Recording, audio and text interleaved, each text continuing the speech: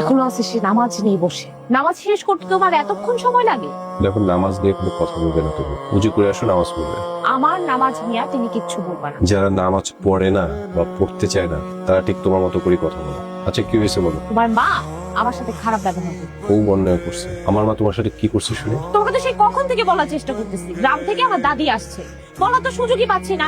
আসার পর থেকে দেখছি তুমি নামাজ পড়েই যাচ্ছ, তোমার নামাজ শেষ হওয়ার আর কোনো নাম নেই। তোমার এরা বলছে আমার নামাজ নিয়ে কোনো কথা বলবে না। দেখো, নামাজটা কোনো তাড়াহুড়োর বিষয় নয়। মন থেকে পড়তে আল্লাহর কাছে কিন্তু চাইতে হয়, আল্লাহর ইবাদত করতে হয়। একটা কথা আছে না, নামাজকে বলো না কাজ আছে, বরং কাজকে বলো নামাজ আছে। আমার দাদি ইলিশ মাছ খাইতে চাইছে, আম্মারে বললাম ইলিশ মাছ রান্না করতে, আম্মা বললো তুমি নাকি আজকে বাজার থেকে ইলিশ মাছ আনো নাই। আমি কালকে নিজে বাজারে গিয়ে তোমার জন্য ইলিশ মাছ নিয়ে আসবো, তুমি তাদেরকে রান্না করে খাই যাও, ঠিক আছে? এইটাও কোনো সমস্যা না। সবচেয়ে বড় সমস্যা হচ্ছে তোমার মা আমাকে বলতেছে রান্না করতে। তার উপর আবার বলতেছে আমি যেন আমার বাপের বাড়ি থেকে বান্দি নিয়ে আসি। রান্না তো তোমারই করা উচিত। তুমি বাড়ির বড় বউ, রান্নাটা কি তোমার করা উচিত না? মার তো বয়স হয়ে গেছে। তোমাদের বাড়িতে যদি দুই একটা বান্দি বেশি থাকে, ভালো কথা, নিয়ে আসো, তোমার উপকার হবে। কেন, তোমাদের বাসায় একটা বান্দি আছে না? ওইটাকে দিয়ে কাজ করো। এখন মুখ সামনে কথা বল। ও আমার ছোট ভাইয়ের বউ, এই কথাটা ভুলে যাও না। তোমার এই বাড়িতে যতটা গুরুত্ব আছে, ওই মেয়েটার সেম গুরুত্ব এই বাড়িতে আছে। কি বলতে চাও তুমি? আমি এই বাড়ির বান্দি? তুমি কেন বান্দি হতে যাবে? বান্দি না, তোমার থেকে পাওয়ারফুল এবং গ্রেটফুল একটা পার্সন।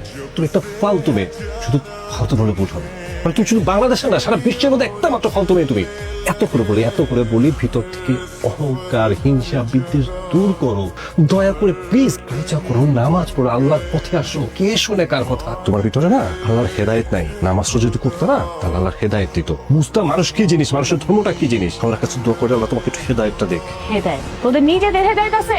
হেদায়েত থাকলে ফকিন্নি মারি মেয়ান্তি। আপনি এত কথা বলেন কেন? আপনি মেহমান মানুষের মতো থাকেন না। আমাদের পারিবারিক বিষয়ে আপনার কথা বলার তো কোনো দরকার নেই। বাচ্চা কুচকুচে হোক, ফর্সা হোক, সাদা হোক, সেটা আমাদের ব্যক্তিগত ব্যাপার। আপনার সমস্যা কোথায়? তুমি তো একটা বেয়াদব। মুরব্বিদের সামনে কেমনে কথা কইতে হয় এটা কি তোমার মা বাপে শিখায় নাই? আমার মা শিখাইছে মানুষের সাথে কিভাবে ভালো ব্যবহার করা যায়। কিন্তু আমাদের সমাজে, আমাদের পরিবারে আপনার মতো মানুষ নাই তো। ঠিক আপনার মতো মানুষের সাথে কিভাবে কথা বলতে হবে সেটা মা শিখে নাই, মা হয়তো ভুলে গেছে। তোমার এখন গল্প শেষ হয়নি? রান্না করে চলো। তোমারে কেলম করে দিতেছি, আমি এই সেই হাতে রান্না কিন্তু খাবো না। আপনি খায়েন না, আপনার জন্য আমি 5 স্টারের থেকে খাবারের অর্ডার দিয়ে দেবো, হবে তো? হ্যাঁ, মেহমানের সাথে এইভাবে কথা বলতে হয়? আপনি চিন্তা করেন না, রান্না আমিই করবো।